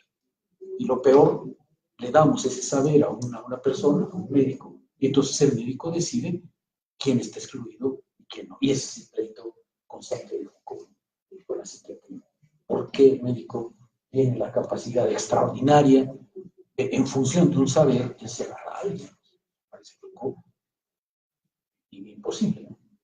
Justo con el mismo texto pensaba que funciona para mostrar cómo Foucault en el texto va dando cuenta de todo lo que la parte jurídica, la religión, incluso los psicólogos, sus estudios, hablan sobre el trastorno de Pierre, sin escuchar jamás a Pierre. Incluso Pierre está pidiendo ser escuchado y no lo hace hasta que pide, al final, creo que después de la sentencia está loco, pide una hoja, un lápiz y entonces narra la historia, su historia. Sí. Y entonces me parece que podemos comprender cómo se construye el objeto a partir de otras, bueno, ese texto nos permite dar cuenta de cómo se construye el objeto de locura de Pierre, bajo todas las condiciones que impiden hablar al propio sujeto de su propio hecho, y que además permite ver cómo la medicina o la psiquiatría solamente escucha al sujeto cuando quiere escucharlo, ¿no? Bajo ciertos filtros, ¿no? De hecho, más bien le retira la palabra, ¿no? Un poco lo que dice. En la historia de la locura cuenta una primera historia muy interesante. El primer momento en que la locura fue utilizada en Francia como explicación de un crimen. Porque claro, una parte de la locura tiene que ver con la criminalidad. Entonces cuenta la historia que es muy interesante. El primer hombre que en Francia fue juzgado por un crimen pasional era un hombre mayor que encontró a su mujer en un momento indebido, pasó a casa más temprano indebido, y entonces en un rapto mata a la mujer y mata al hombre. Entonces lo atrapan y va a dar a la cárcel. ¿Qué hubieran hecho en la Edad Media? Ah, pues fácil. Exactamente igual que cortó a los otros, pues lo van a cortar a él. O sea, en la Edad Media estaba preguntándose cómo fue su mamá, si el chiquito le pegaron. La Edad Media dice, lo cortaste en tres, pues en tres te cortamos en el mismo lugar, tan, tan. En este primer crimen pasional es muy interesante porque Foucault dice, ¿qué argumenta el defensor? El defensor dice, mire, hay que entender que era un hombre viejo, atrapado en las llamas del amor. Y claro, lo defraudan, ¿y qué pasa? Que en su interior se dice, ya no voy a tener otra oportunidad, se me acaba de ir la oportunidad última que tenía en la vida, me revelo ante la situación y pasa un acto indebido, un crimen.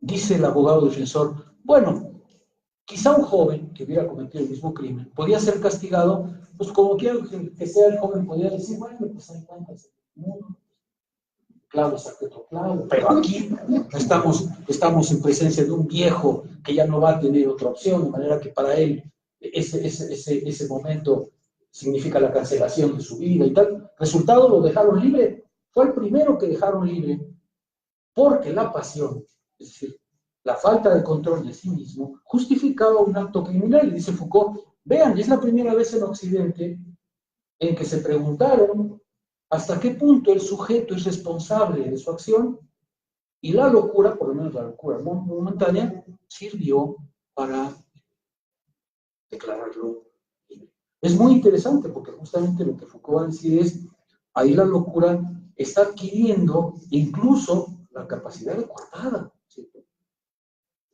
Por ejemplo, una historia muy interesante que también cuenta Foucault es la invención de las camisas de fuerza. Las camisas de fuerza las inventó un francés hacia finales del 18. Es una idea muy interesante porque ya no se trata de encerrar al fulano o de meterlo entre esposado, ¿no es cierto? Sino que por el contrario de lo que se trata es de atarlo a sí mismo. de atarlo a sí mismo, de ponerle a él mismo su propio freno. O sea, la camisa de fuerza, déjame tomarlo como un ejemplo filosófico. Es un objeto que solo irrumpió en ciertas condiciones, no es la razón diciendo hay que atar al loco, es una serie de condiciones que hacen que la camisa de fuerza irrumpa como objeto de la experiencia y no tiene nada que ver ni con el saber, ni con la medicina, ni con la psiquiatría. Tiene que ver estrictamente con esa relación entre la vigilancia del sujeto, la vigilancia que ahora descansa en gran medida en un sistema hospitalario, en una forma de saber que hay que explicar. Eso es lo que Foucault lleva. Eso es lo que Foucault hace. Foucault suele, la arqueología, como es una clase de historia, pero es esta clase de historia crítica, suele encontrar anécdotas extraordinarias, porque descubre que aquello que creemos más natural no tiene nada de natural. En realidad, resulta de un vínculo muy complejo de factores que hacen que la cosa aparezca en la experiencia. La experiencia, para mí, ese es uno de los conceptos cruciales de Foucault, pero son los conceptos que uno puede rastrear, desde luego en toda la filosofía, pero especialmente de Kant para adelante. ¿En qué condiciones se realiza una experiencia? Mi libro lo que pregunta es simplemente en qué condiciones se realiza la experiencia del soñador. ¿Bajo qué condiciones el soñador se encuentra a sí mismo y a sus sueños para dialogar con él? Por ejemplo, ¿quién de ustedes habla de sus sueños con los demás?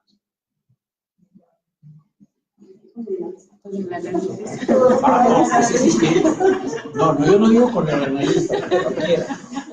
Claro, cuando los sueños se vuelven complicados, vas con el analista. Pero si no... Sería de locos. Usualmente pareciera, no echan saco roto los sueños. Muchísimas veces los olvida. Los olvidamos en los primeros minutos. No hay un ejercicio propio en los primeros minutos al despertar para tener conciencia de que se ha soñado. Elio Arístides, en cambio, cuando se fue a vivir al templo de Pérgamo, bajo Asclepio, el templo de Pérgamo era como la reunión de intelectuales de la época, ¿no? Porque hay intelectuales y aristócratas, ¿no? Porque los aristócratas son muy frágiles, entonces sufren mucho y se van a estas casas de cura. Y eso le pasaba a Elio Arístides, porque el templo era una casa de cura para... ¿Qué hacían? Todas las mañanas se reunían y se contaban los sueños entre sí. Y entonces los interpretaban entre ellos. No, pues yo pienso que es tatá, y no, pues para acá, y así por acá. Y entonces inventaba curas. Elio Arístides, de hecho, Elio Arístides los usa para decirle a los demás, hoy soñé con Asclepio. A ver, ¿quién de ustedes tiene un Dios que le hace caso? Nadie, entonces yo soy. Y efectivamente, Elio utiliza a Asclepio para decir, yo soy el elegido de Dios y por tanto soy una excepción. ¿Quién de nosotros soy en los sueños? Sí, cuando las cosas se ponen muy feas vas con el profesional, ¿no? Pero normalmente no hablamos. ¿Por qué? ¿Por qué no hablamos de los sueños? Porque los sueños se han convertido en algo estrictamente mío. Ya no le incumbe a nadie más que a mí, porque los sueños solo me hablan de mí. Pero esa afirmación, claro, Foucault dice que es totalmente reciente. Esa afirmación, los sueños son algo mío y a nadie más incumben, es una relación con los sueños que no datan ni de 3 siglos atrás. José Soñador asciende al poder a través de la contación. ¿Qué? José Soñador. Bueno, claro. Si no, es que, a ver, déjame tomar el caso porque es muy interesante. Los sueños jugaron un papel en el cristianismo muy importante, muy importante. En el primer cristianismo, los sueños jugaban un papel muy relevante porque, por ejemplo, se afirmaba que el único vínculo que tenemos con los dioses es a través de los sueños, o sobre todo a través de los sueños. Por supuesto, si ustedes leen los primeros textos cristianos, están llenos de soñadores. A uno se le apareció una iglesia, a otro se le apareció Dios mismo, en fin. Entonces, de manera que en el primer cristianismo hay muchos soñadores. Y el cristianismo los utilizó muy bien. Por ejemplo, Constantino, por ejemplo, sueña y se convierte a través. Sueña porque sueña que va a ganar la batalla, pero que va a ganar la batalla si pone la cruz en su estandarte. Y lo hace y gana. Y entonces Constantino se hace cristiano porque Cristo le ha dicho como emperador romano que va a vencer en la batalla. Entonces, esa es la conversión de Constantino a través de un sueño. El problema es que empezaron a haber muchos soñadores. Y entonces cualquiera decía, pues a mí se me apareció ahí Cristo y me dijo. Y entonces aparecieron un montón de herejes, ¿no? Porque claro, a cualquiera en la noche se le aparece, no importa quién, y al día siguiente tiene una teoría religiosa, ¿no? Entonces el cristianismo, que al principio utilizó los sueños, luego se volcó contra ellos, prohibió los sueños, y de hecho declaró, en esa época había muchos intérpretes de los sueños, ¿no? Que se llamaban oneirocríticos, porque eran intérpretes de sueños. El cristianismo declaró que ningún intérprete de los sueños se iría al cielo. El que elegía esa carrera, condenado. No había manera, ¿no? ¿Por qué? Pues porque ya había soñadores, ¿no? Claro, pues. A Valentín, por ejemplo, a todos los herejes, pues se les aparecía Dios y les decía cualquier cosa y al rato tenían un pleito ahí tremendo. Entonces el cristianismo decidió, se acabó. Los sueños ya no revelan nada. De hecho, un concilio va a declarar, Dios ya dijo lo que tenía que decir. Todos calladitos, porque no, ya no hay manera. O sea, sueñen lo que quieran, pero esto ya no es revelación de Dios. Los sueños en el cristianismo tienen un papel sumamente interesante. Estas, por ejemplo, pues en los sueños reciben toda la misión. Y en el judaísmo ni se diga, los sueños en el judaísmo. Tanto así que hay, por ejemplo, que declara, cuando empecé a escribir el libro, esa preocupación, hay quien dice, aquel que quiere escribir una historia de los sueños en la antigüedad, es una cosa imposible, hay tantas cosas que no hay manera de marcar la investigación de esa magnitud. A tal punto los sueños son muy frecuentes en la antigüedad. Un sueño puede revelar una desgracia, un sueño puede hundirlos en la tristeza, y por eso la filosofía antigua se ocupó de los sueños, porque la filosofía antigua justamente quiere impedir que un sueño nos hunda en el miedo o la desesperación. Entonces, la filosofía intentó, no hablar de eso, la filosofía intentó dar una explicación racional de los sueños, justamente para decirles no les tengan un miedo indebido, porque los sueños podían fácilmente hundir a un hombre en la desesperación. Todavía sucede, por supuesto, estoy seguro que ustedes conocen casos de soñadores que hacen caso a sus sueños. Yo estudié antropología y llegué a conocer a un hombre que mató a otro por un sueño. Todavía puede suceder, luego ya lo veremos. Sí, por supuesto, sí. Todavía hay quien ve sus sueños como revelaciones. Aquí lo interesante es justamente hacer una arqueología o una genealogía, si prefieren, una genealogía del soñador, una genealogía del sujeto que sueña. Eso es lo que me parece. Otra vez, porque es una clase de historia, pero de historia muy singular, porque trata de demoler los conceptos fundamentales de la historia tradicional. Los sueños de sueños. ¿Cómo? También otra vez los sueños de sueños. Hay quienes no quieren despertar hasta no resolver. Sí, por supuesto, sí.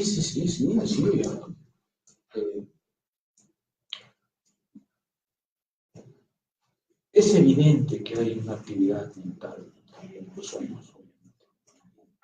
Mucha gente cree encontrar soluciones así. Bueno, Descartes, pues, encuentra su filosofía en los sueños, ¿no? Cuando despierta un día, acaba de descubrir el cogito. Tiene su gracia. Doctor, ¿podríamos pensar que estas condiciones de posibilidad para que en un momento dado emerjan determinados objetos, así como siendo muy atrevidos, podríamos utilizar el concepto marxista de modo de producción? Sí, nada más que, a ver, déjeme responder de manera más global. Por supuesto es imposible en un emplazamiento eso, pero en mi opinión, para que Foucault sea realmente comprensible, hay que meterlo en un marco marxista, en una historia marxista, según yo. Y sí, por supuesto. O sea, el concepto de modo de producción, en el caso de Marx, se refiere específicamente a las relaciones de producción, intercambio y distribución, de manera que digamos, no se podía utilizar así, pero desde luego se puede decir, sí, también se sueña en esos términos. Por ejemplo, una de las que están en el libro es Perpetua. Perpetua es un caso muy interesante porque Perpetua es una mártir de inicios del siglo III, era una joven cristiana, se estaba convirtiendo en un catecúmeno en ese momento. Los romanos la atrapan y como el emperador Septimio Severo acaba de sacar un edicto que impide a los cristianos que hagan reclutamientos, un edicto que dice que los cristianos no deben buscar nuevos cristianos, entonces la agarran por catecúmena y la condenan a morir en las bestias. Efectivamente la sacrifican en la arena. ¿Qué es lo que Perpetua sueña? Pues Perpetua lo que sueña, unos días antes de su ejecución, tuvo unos sueños que dejó por escrito. ¿Qué es lo que sueña? Pues lo que sueña es justamente que la muerte terrenal que va a tener le va a dejar lugar a una vida mucho más lograda. Por ejemplo, sueña que sube al cielo en una escalera muy peligrosa. Cuando llega, se encuentra al buen pastor, un viejo que le da leche, miel, y entonces le muestra el paraíso, ¿no? El verde, entonces le muestra cuál va a ser el futuro de su vida después de la vida, ¿verdad? Luego sueña que cuando la lanzan a la arena le ponen de enemigo a un egipcio. Es muy chistoso porque los romanos veían a los egipcios, por negros, como el mal. O sea, cada vez que los romanos hablan del diablo, era un egipcio. Estaba negro. Entonces, obviamente, lo que sueña Perpetua es un negro, un egipcio que va a pelear con ella. Y al final ella le gana. Entonces, Dios le dice a través de los sueños, vas a morir. Pero tu derrota terrenal da lugar a tu victoria espiritual. ¿Sí? Y entonces las actas de los mártires, que es donde está contenida la narración de Perpetua, sirvió para que los cristianos todos dijeran, ahí está Dios presente entre nosotros, vale la pena el sacrificio y el martirio. Y por eso corrían en tropa al martirio. Por eso los romanos se quejaban de que estos anormales quieren morirse como de lugar, ¿no? Los romanos tenían un horror de eso, ¿no? Porque en Roma era una locura un sacrificio así. Ningún dios, uno no imagina ni a Marte, ni a Atenea, ni pidiéndote que te mates. Entre los paganos es ser imposible, ¿no? Es imposible. Entonces tiene que haber ese cambio espiritual para que la muerte tenga sentido, para que el sueño tenga sentido, para que un sueño de ese tipo, que es un sueño consolador, pueda aparecer, para que toda la simbología pueda aparecer. Por ejemplo, les cuento un detalle, porque es la arqueología simpática. Cuando llega al cielo, encuentra lo que ella dice que es un buen pastor. Si ustedes buscan en la iconología de la época, el buen pastor es esa imagen de un joven que lleva un cordero al hombro, ¿se acuerdan? Ese es el buen pastor. ¿De dónde viene? Ah, pues es muy interesante porque viene de una imagen latina, de una imagen romana. Hubo una época en que una ciudad fue atacada por la peste. Una ciudad de Hermes, el dios, se le ocurrió tratar de retirar a la plaga, a la peste, y lo que hizo fue ponerse un cordero en los hombros y darle la vuelta a la ciudad, de manera que el cordero, digamos así, concentrara todos los humores de la ciudad y luego lo sacrificaron. Ese es el sacrificio pascual. Entonces el sacrificio del cordero significaba que, y efectivamente se retiró la peste, y entonces quedó la imagen de Hermes cargando al corderito, y los cristianos pues, se la hicieron suya y ahora nos la venden como el buen pastor. Cuando uno empieza a investigar se da cuenta que en realidad no se puede soñar en general, ¿no? Se sueña solamente en un horizonte de experiencia, porque si no el soñador no sabría nada de sí, no se podría decir nada a sí mismo. El soñador tiene que pasar por la experiencia en la que está metido para que el sueño tenga sentido y para que él pueda dialogar con el sueño y consigo mismo. Esa es la tesis de Foucault, que me parece muy importante, porque quiere decir que lo que tenemos que hacer para comprender toda acción, todo objeto, es recurrir a su génesis, a su lenta elaboración, a su lenta e inconsciente, porque es un movimiento colectivo, elaboración. Ese es el sentido. Y curiosamente también el libro coincide con intereses de Foucault, ¿no? Que es el punto de partida. El primer texto de Foucault es la introducción al libro de Binswanger sobre el sueño, y su último texto habla sobre la filosofía antigua, ¿no? Particularmente la filosofía helenística, y me llama la atención que coincide con los temas del libro. Eso es porque yo no tomé el tema de Foucault. El tema de los sueños a mí me pareció interesante de mucho tiempo atrás, y solo después encontré en Foucault algunas cuantas referencias. Foucault sí se refiere a los sueños en algunos momentos, y sus comentarios son muy esclarecedores, pero no tiene una doctrina. Hay comentarios aquí y allá. En alguna de las lecciones de los últimos años examina Artemidoro y dice que efectivamente el sueño sería un buen índice de la subjetividad. Pero yo, en fin, creo poder afirmar que no se lo debo a él, debo a otras cosas, aunque es verdad que Foucault es muy interesante. En fin, eso es un poco. Vean ustedes que hacer esta clase de historias es especialmente divertido, porque se mete uno en historias maravillosas, historias extraordinarias. Por ejemplo, había mujeres en el desierto, porque eso no les hablé. Si había mujeres en el desierto, pues estaba prohibido, por supuesto, que una mujer sola lo viera por el mundo. De manera que muy rápidamente se crearon los monasterios de mujeres, los conventos, ¿no? Hay conventos desde el siglo IV. La hermana de San Agustín fundó un convento y San Agustín escribió las reglas de ese convento. Pero algunas decidieron irse al desierto, pero tenían que irse de escondidas, ¿no? No podían irse con mujeres en el desierto. Por ejemplo, una de ellas, Macaria, era una cortesana. Claro, ya que se arrepintió y decidió irse. Sí. Bueno, eso sí, no me la sabía, pero bueno, supongo que es cierto. Total, que se va al desierto y cuenta ella que el día que se fue al desierto tenía 3 panecitos. Se fue al desierto a vivir una gran austeridad. 17 años después la encontró otro anacoreta, ¿no? Al principio no supo que era mujer porque tenía el pelo tan largo que pues, no más veía pelo, ¿no? Entonces pues, no sabía que era una mujer. Cuando ella muere, descubren que es una mujer y descubren que durante los 17 años y medio no se acabó los 3 panecitos. Un panecito casi completo. A ese extremo su austeridad. Le duraron 17 años 3 panecitos, porque la austeridad a la que se entregan es extraordinaria. Había un monjecito, por ejemplo, los monjecitos tomaban aceite de oliva que guardaban en el equivalente a un guaje, ¿no? Nuestros guajes, ¿no? Y entonces en el guaje hacían un hoyito con una agujita y tomaban 3 a 4 gotitas de aceite al día. Esa era su dieta, ¿no? Y más que eso les parecía exagerado.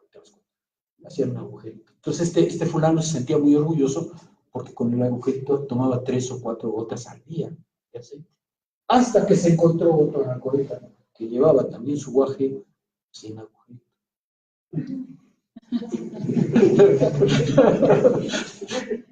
Él no tomaba nada. Tenía una afirmación que es preciosa, porque decía, mire, una persona que come una vez al día puede ser un monje. Una persona que come 2 veces al día, bueno, puede ser un laico normal. Una persona que come 3 veces al día es una bestia. De lo que comentaba también de que era un peligro soñar, muchas monjas o místicas se clavaban el cabello, y entonces si estaban leyendo, iban a cabecear el mismo jalón, les impedía que durmieran. No, hay montones de historias de esa clase, porque estos, en fin, voy a tratar de recordar algunas, pero son muy, muy interesantes porque se entregan a unos actos extraordinarios. Había uno que es muy simpático, esa historia me gusta mucho porque era un escriba, porque estos tenían que ganarse la vida, ¿no? O sea, estaban en el desierto, pero pues tenían que comer, entonces tenían que trabajar en algo, entonces normalmente hacían cestitas, ¿no? O cositas de ese tipo, y luego las vendían en los pueblos cercanos para poder vivir, ¿no? Uno de ellos era escriba, uno de ellos era copista, ¿no? O sea, ¿se acuerdan de los antiguos secretarios que eran copistas? Pero muy pronto dejó de tener trabajo porque todos sus escritos, todos los textos que le daban para escribir estaban llenos de lágrimas, estaban todos chocados de lágrimas.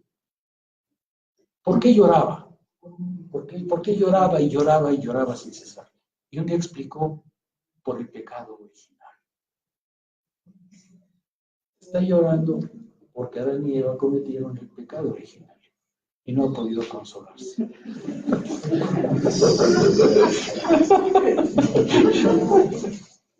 Es maravilloso, ¿no? Y no tiene trabajo de escriba porque sus hojas están todas llenas de lágrimas. No puede escribir sin llorar, entonces pues, sabemos, en fin, sabemos muchas cosas, hay muchísimas anécdotas de este tipo, que son extraordinarias porque lo que muestran es una voluntad extraordinaria de entregarse a Dios, aún en los sueños. Son los primeros, según yo trato de explicar, son los primeros que dijeron, la conciencia puede dominar el sueño.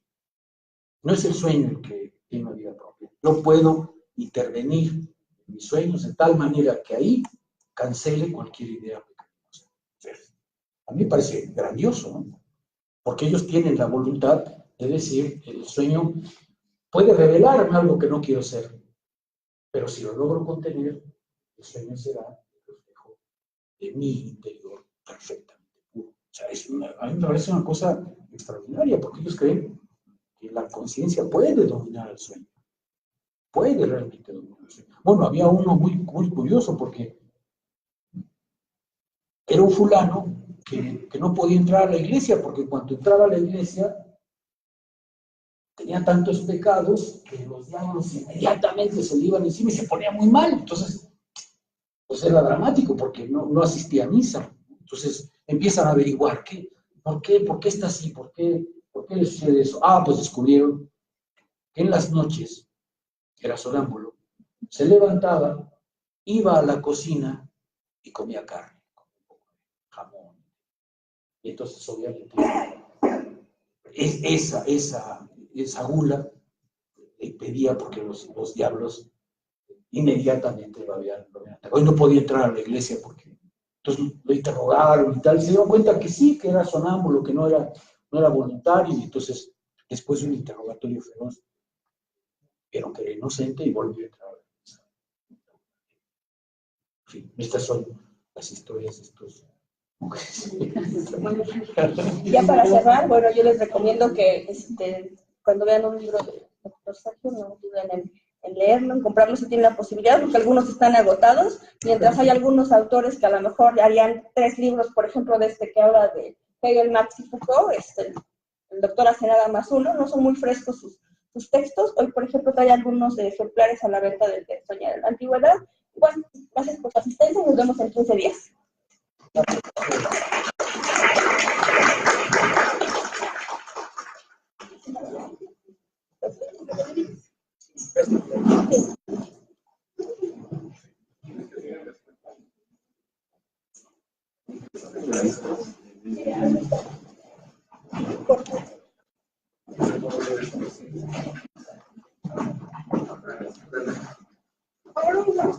Sí, ahí está.